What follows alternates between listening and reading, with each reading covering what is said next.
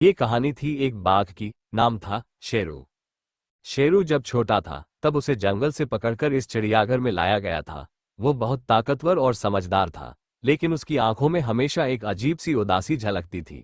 वह बाकी जानवरों की तरह न तो गरजता, न ही किसी को डराता, बस अपने पिंजरे के कोने में बैठा रहता और कुछ सोचता रहता। रहस्यमयी घटना। एक रात चिड़ियाघर के चौकीदार को पिंजरे के पास किसी के चलने की हल्की आहट सुनाई दी। जब उसने टॉर्च जलाकर देखा तो वहां कोई नहीं था। लेकिन सुबह जब सभी कर्मचारी आए तो एक चौंकाने वाली बात पता चली। शेरू के पिंजरे का दरवाजा थोड़ा सा खुला था।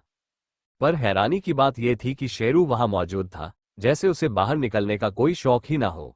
सब सोच में पड़ गए, अगर दरवाजा खुला था तो शेरू भागा क्यों नहीं।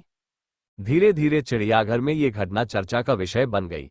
कुछ लोगों ने कहा कि यह किसी कर्मचारी की लापरवाही थी, लेकिन कुछ का मानना था कि शेरू खुद ही दरवाजा खोल सकता था, मगर उसने भागने का फैसला नहीं किया। सच्चाई का पता चला कई दिनों बाद। एक पुराने महावत जो पहले शेरू का ख्याल रखते थे, उन्होंने एक राज की बात बताई। उन्होंने कहा, शेरू को जंगल में आजाद रहना सिखाया गया था, लेकिन उसे इंसानों से प्यार हो गया। वह जानता था कि अगर वह भाग जाएगा तो शायद कभी अपने इन दोस्तों से न मिल पाए। इसलिए वह यहीं रहना चाहता है, अपने परिवार के साथ, भले ही यह जगह एक पिंजरा ही क्यों ना हो। ये सुनकर सभी लोग भावुक हो गए। वे समझ गए कि शेरू का चिड़ियाघर छोड़कर जाने का मन नहीं था। उस दिन से चिड़ियाघर के कर्मचारी उसे एक कैदी की तरह नहीं, बल्कि एक परिवार के सदस्य की तरह देखने लगे।